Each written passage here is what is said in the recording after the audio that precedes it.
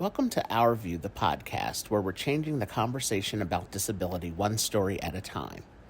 Here at Our View, we're all about education, awareness, and shifting perspectives. With each episode, we dive into honest, meaningful conversations with individuals from across the disabled community, amplifying voices, sharing lived experiences, and challenging the way society sees disability. Because disability isn't a limitation, it's a part of the human experience. So pull up a seat and join us as we broaden the view and bring real, powerful stories into focus. This is Our View.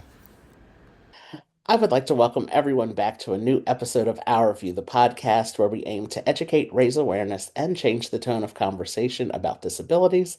I'm your host, Arthur Aston, and I'm joined today with my guest, John. So, John, thank you for joining me all the way from Australia today. Thank you for having me, Arthur. It's a pleasure to be here and a pleasure to be here with your audience. Yes. I'm very excited that we were able to make this happen. We are, I believe, 15 hours apart in time. I believe uh, so. Yes, so it is currently a Monday evening here in New Jersey, and it is Tuesday morning there in Australia. So, really glad that we were able to work this out and make it happen. And likewise. Yes. So to start off the episode, can you share your story with us and tell us who you are, about the work that you do, and any other fun facts about yourself that you want to share? Yeah, certainly. So, as it stands, I'm a counselor and a podcast host and a writer, which you could say the latter two in combination of each other make me a citizen journalist, although I'm not sure if that title is a bit too pretentious for what I do. But I run a practice in southeast Melbourne here. It's called Your Listener Counselling, and I work with a variety of different clients, and they are from all different walks of life, from different cultures, from different backgrounds, with different needs. I specialize in working with matters like trauma, relationship problems. I do work with couples as well in a different clinic. I work with a lot of life transitions and development of life skills, but I work with most of the issues for which people will generally seek counselling. And I've been counselling for a number of years now.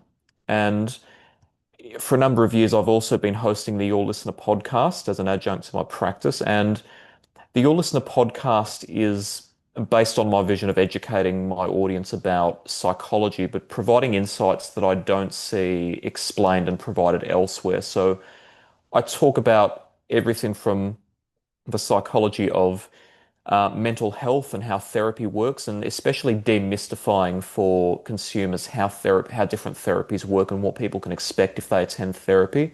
I talk about the psychology of politics, economics, the psychology of our social relations, and what I try to do is take the rhetoric and the sensationalism out of what we often see in the media and instead provide more objective and more critically minded explanations of how we work. And by doing that, I'm not just I'm actually it's perhaps a very subtle part of the ethos, but my aim in doing so is not just to educate, but also to encourage people not to take things on face value, least of all, not what I say. And rather than to see me as a holder of the knowledge, to see me as a role model, to encourage people to go out and seek their own knowledge, to test the ideas that they hear from me, but also test the ideas that they see elsewhere, to develop a critical mind and to critically analyze ideas that they find anywhere in the world, and to really model a critical thinking mindset rather than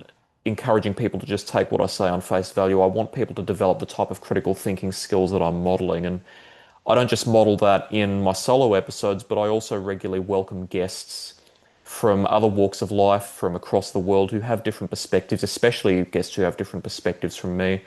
And I model critical analysis skills by analyzing their perspectives against mine and analyzing the strengths and weaknesses of different perspectives. And to me, that's ultimately my vision, to model critical thinking skills to people and to show them how we often take the truth for granted and we often take our relations and our operations for granted, and how we can be better consumers of information and how we can be healthier psychologically, developing better psychological habits that ultimately will benefit our mental health and allow us to be more fruitful in our lives by being able to do more that's meaningful to us and have better better relations with other people. So where I currently stand that's where I currently stand. I'm sure we'll discuss some of the substrata and the events that led to that though as the discussion progresses.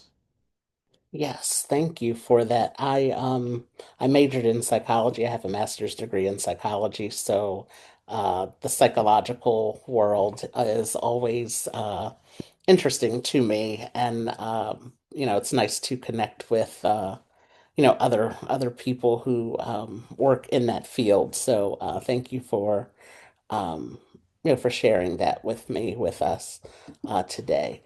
So in our pre-conversation time, you shared about your own mental health, um, diagnosis. So can you talk about that and what you have learned about yourself through this diagnosis, and what have you learned about the world in general and how they respond to those with mental health diagnosis?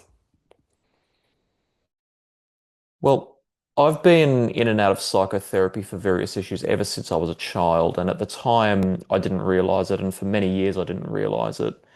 I didn't realize the significance of it, I should say. So from a young age, obviously I was autistic, and that's something that evidently a person can't develop. You either are born with it or you're not. So I was always autistic. I was diagnosed as a young person, and then I was also diagnosed later in life as well. And throughout my life, I'm grateful for what I did have, but unfortunately, there were aspects of it that also led me to develop post-traumatic illness.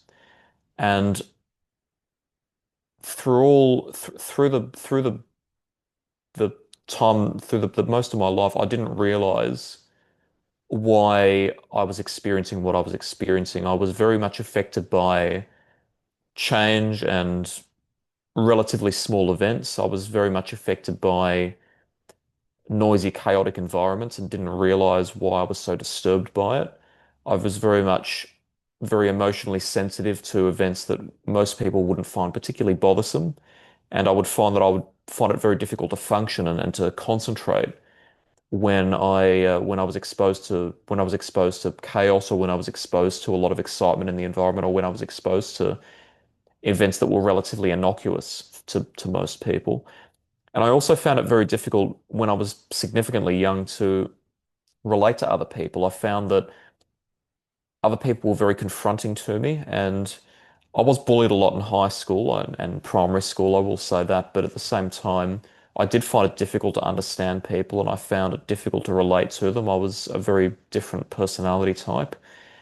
And all throughout my life, I didn't know anything about this. I didn't know why I was different. I didn't know why it was so objectionable to be different. I don't think anyone else really understood me either, but I didn't realize why I didn't realize why I had those problems, and I didn't realize why I was suffering. I didn't realize why it was so difficult for me to regulate my emotions when things seem to be so innocuous. I might look, the logical part of my mind, as taught by other people, was telling me that things were innocuous, but I didn't understand why I was so sensitive to things and why I was so reactive to them.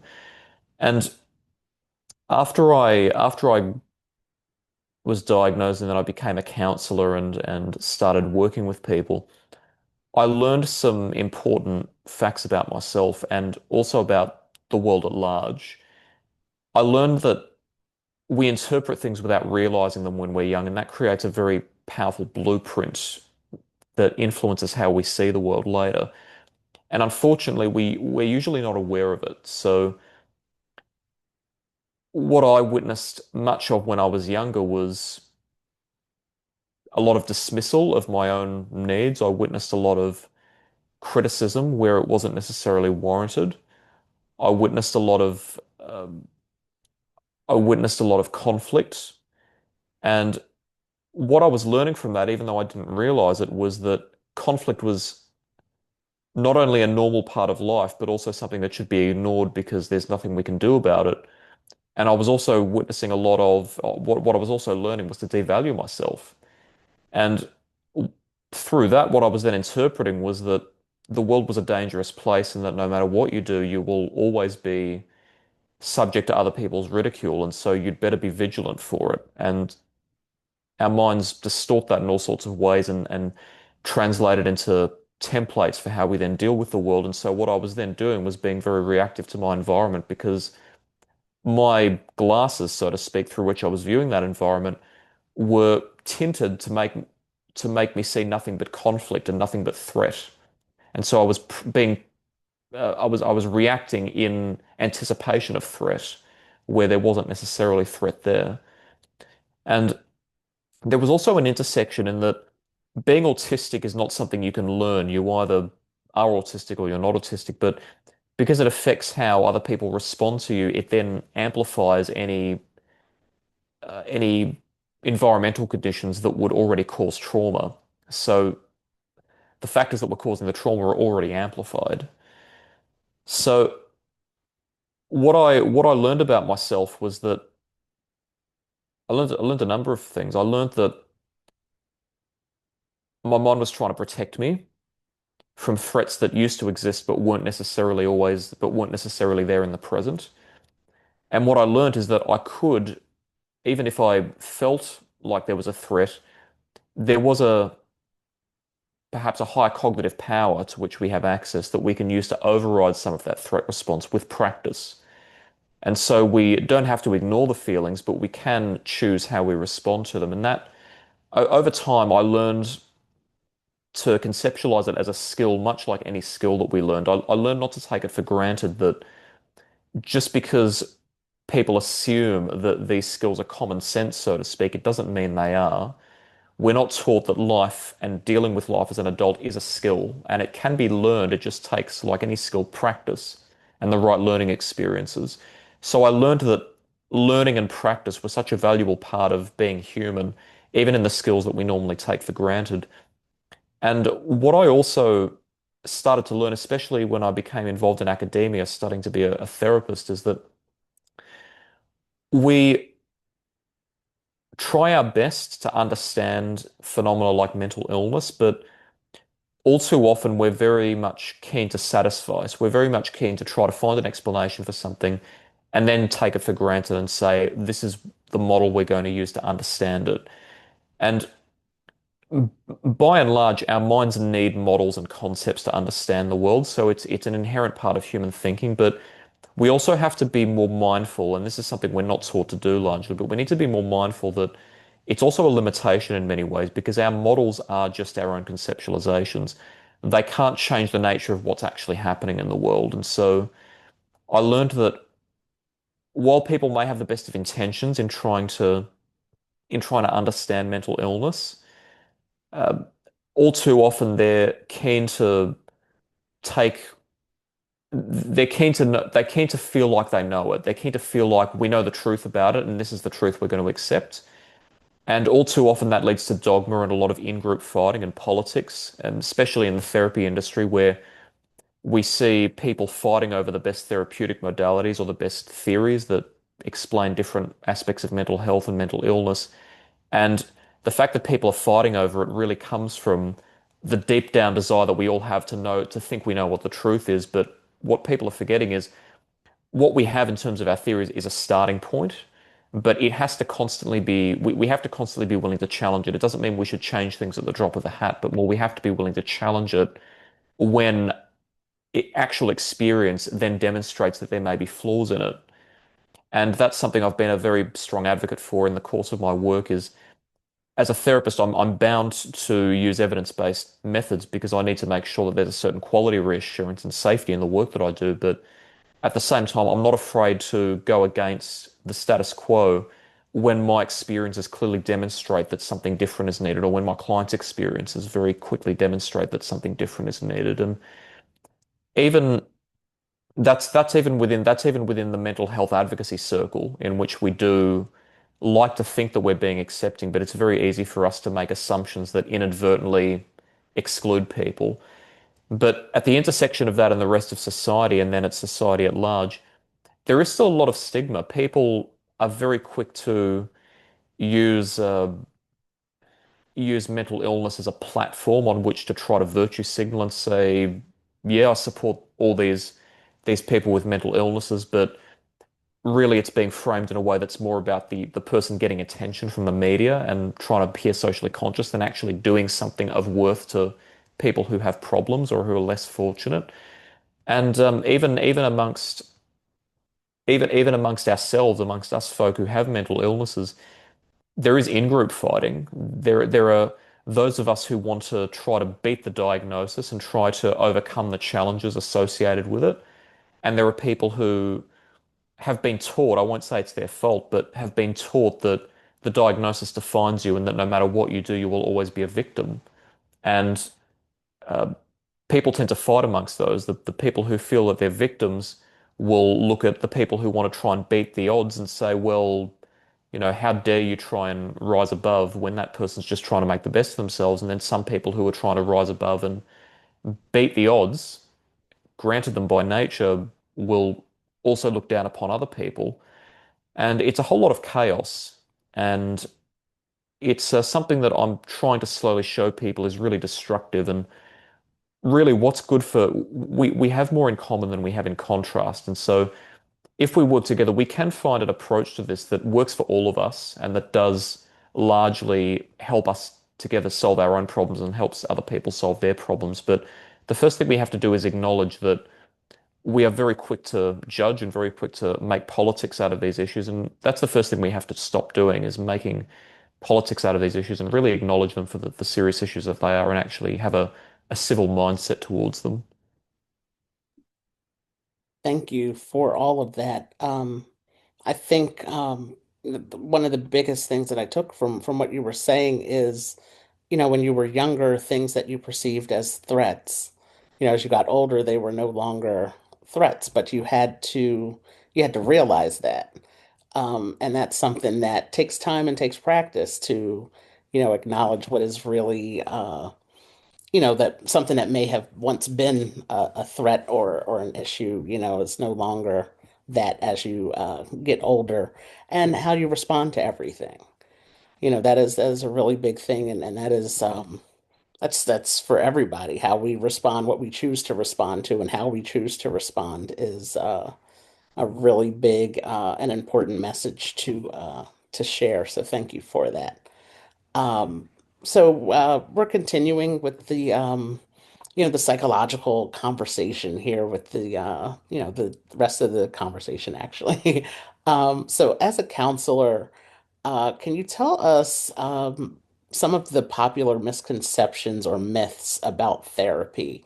What therapy is and what therapy is not. I know you mentioned that um, that you're a counselor, but then you also said that you were part of therapy, went to counseling yourself, and I did too. And I found it to be very beneficial. But some people have some misconceptions about what it is and what it isn't. So can you share some of those for us? Absolutely. Different therapists and different people will have different definitions, but I argue that proper therapy involves a conversation, an interaction between the therapist and the client, or client if it's group therapy, that involves helping a person to understand how they operate, how their problems operate, and then helps them to develop the skills to decide what they want to do about those problems. And to me, that encompasses all forms of psychotherapy. Now, it can involve different interventions. For example, it can involve body-based or somatic interventions, but ultimately, that's the basis that constitutes all psychotherapy. Now, there are a number of misconceptions. One of them is that therapy is just sitting and talking. And the problem is that this is not entirely a misconception because a lot of therapists do operate like that. Some are just, to be blunt, incompetent, and others are effectively dishonest, and they basically realize that when people are vulnerable and they don't know how therapy is meant to work because they've never been shown it, they can take advantage of people and get paid gross sums of money to just sit there and talk and basically take advantage of people. Unfortunately, there are some bad actors. On the other end of the spectrum are people who have been taught, or on a different facet of that, there are some therapists who have been taught not to be too confrontational. And the way that they then manifest that in their work is by being too afraid to challenge clients and being too afraid to be instructional or educative because they have been taught that this is confrontational and that therapy is just holding space, which when done in the wrong way ends up just being nice, which being nice is not an ethos that I encourage in anyone because it just means being pleasant for the sake of being pleasant.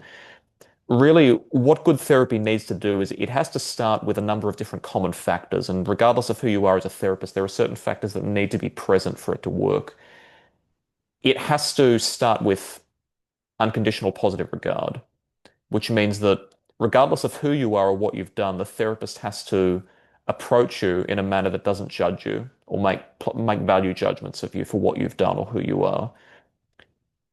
A therapist has to listen and be able to observe the details. They have to understand what your experiences are, even if they haven't experienced themselves. They have to take the time to understand that.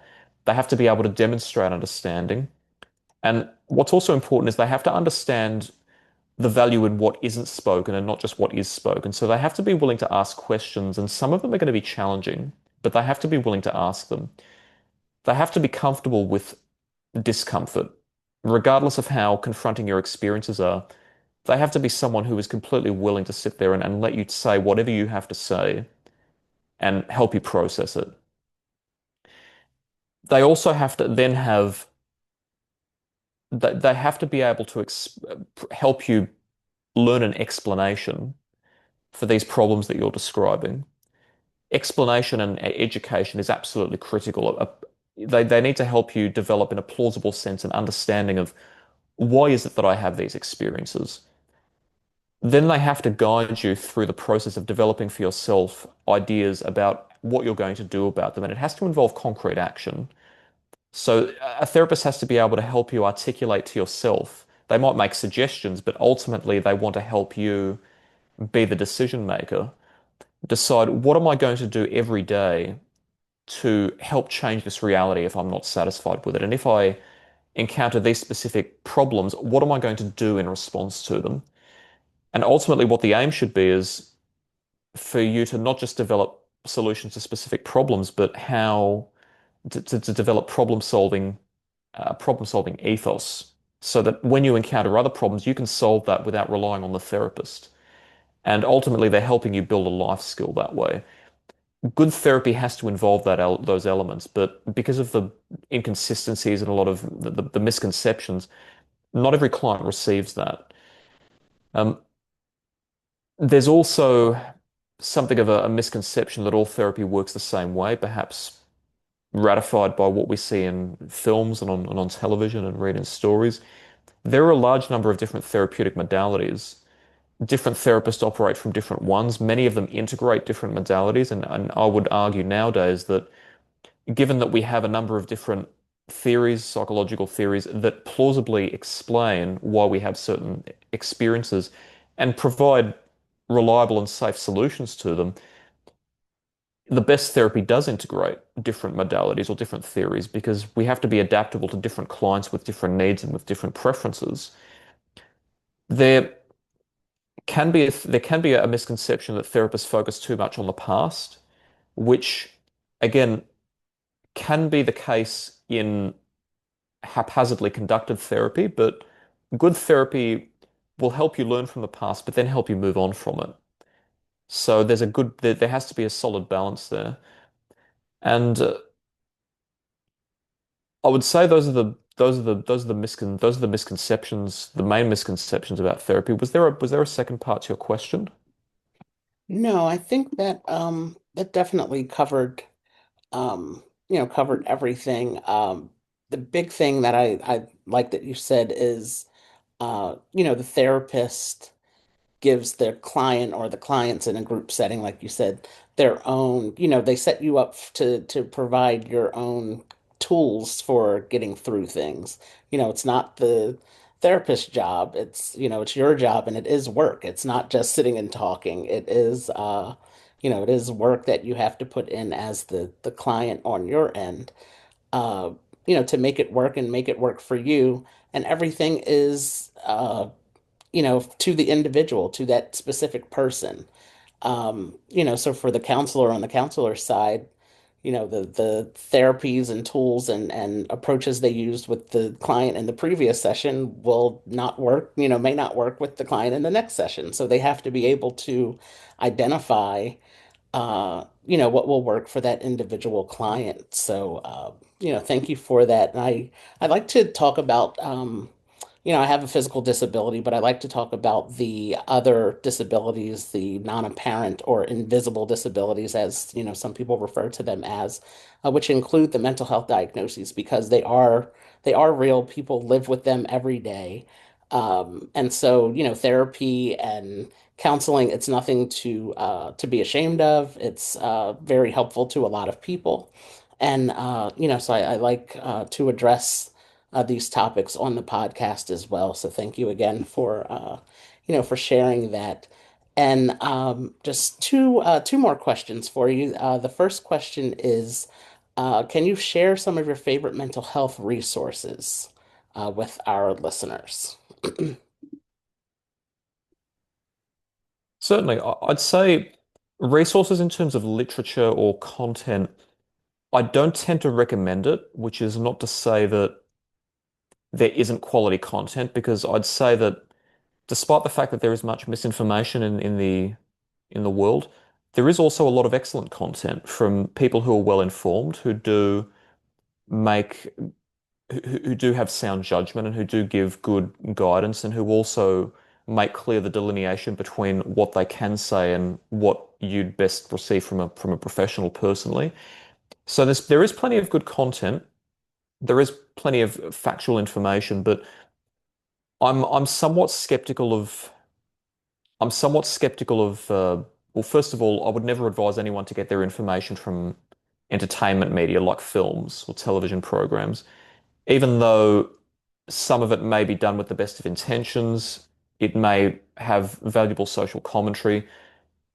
The role of those media is to entertain. So there's always going to be some kind of hyperbolic aspect, some kind of distorted aspect to make it emotionally stimulating so that people will want to watch it. That's ultimately the aim of that media. So there are going to be inaccuracies in that. I will say, as a note that I remember, that the film Good Will Hunting, featuring Robin Williams and Matt Damon, is an excellent film, and I actually think that anyone who wants to be a therapist should probably watch that film.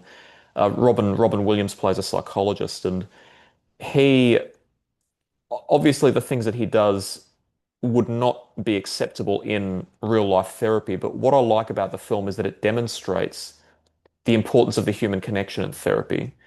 And it demonstrates a sincerity in how Robin Williams presents himself, Robin Williams' character presents himself, that we often don't see in real life therapy. So I would say that even though you shouldn't take it as a literal instruction manual, there's an ethos there from which we can learn. But otherwise, in terms of self-help content, again, I'm skeptical of it, not because it's not necessarily valid, because there is self-help content that can contain factual information, but the problem is that when you sell content, you have to frame it so that it's accessible or attractive to as many people as possible. But the problem is that there are nuances in, and there are nuanced differences in the way that people perceive the world, and trying to propose a solution that can't account for those nuances, I think there's a danger of losing quality control there.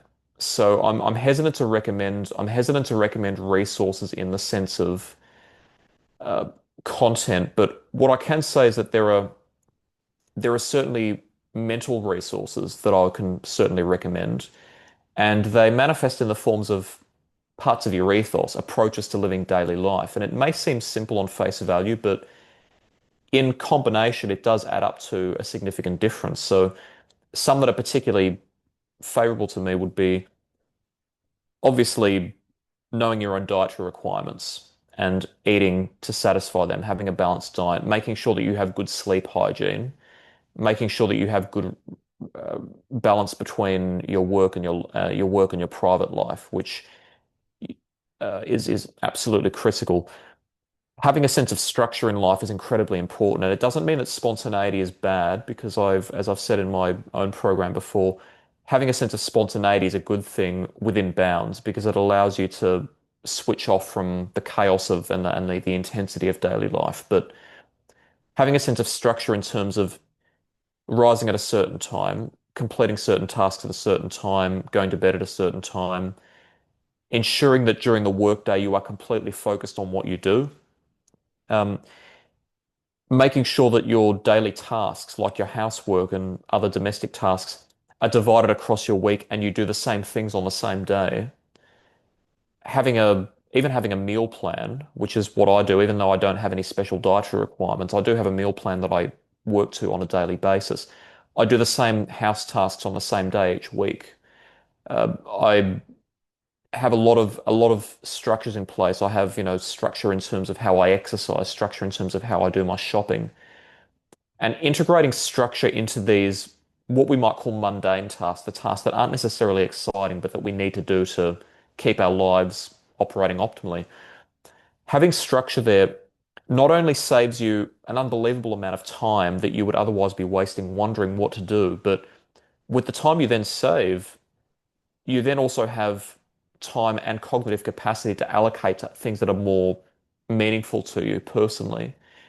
So having structure is incredibly important, and also knowing your own values and your own meaning in life is incredibly important as well. A lot of people satisfy us with hedonism, which is not to be judgmental, but it's not a particularly healthy habit, just living for pleasure in the moment rather than actually thinking deeply and clearly about what it is you want from life.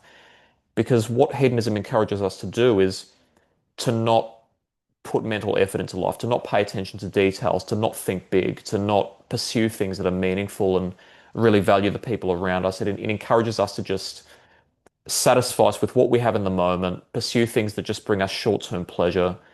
But sooner or later, what that's training us to do is to just not think outside of our own bubble. It's effectively mentally conditioning us to not think about the bigger picture of where we fit into the world. So I encourage people to really find what their values are and what they want from life, and what they can do to pursue it and work on themselves.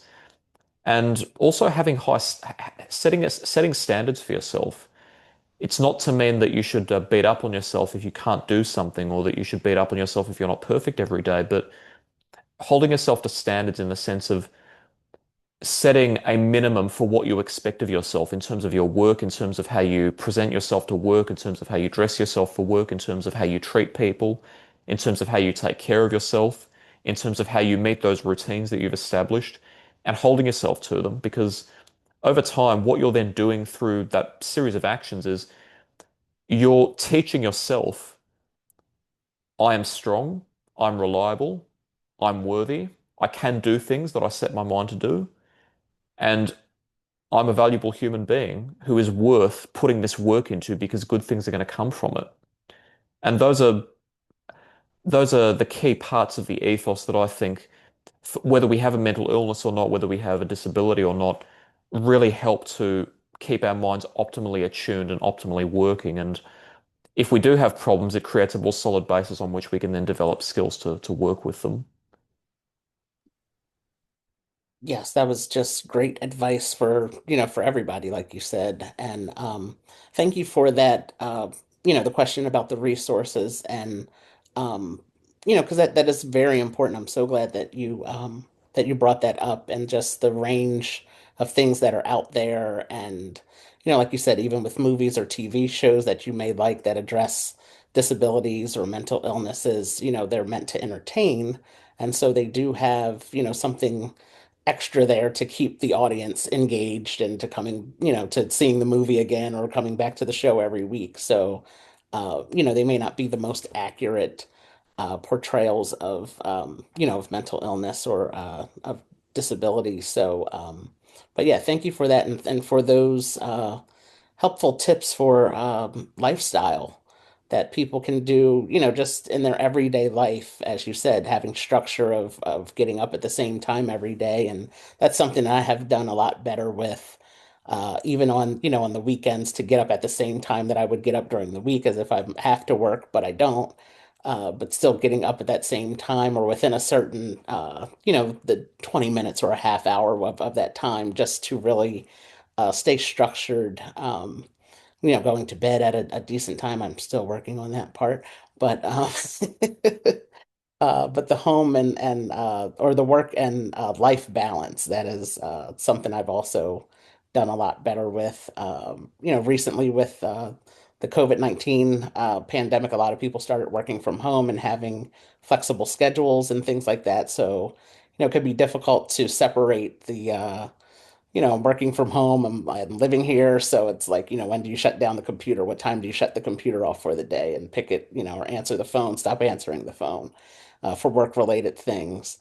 So having that balance is very helpful, and all of the other suggestions that you gave are can be very helpful. So thank you for sharing that, and thank you again for your time and for this conversation. And very happy to have connected with you and look forward to sharing more conversations with you, hopefully in the future.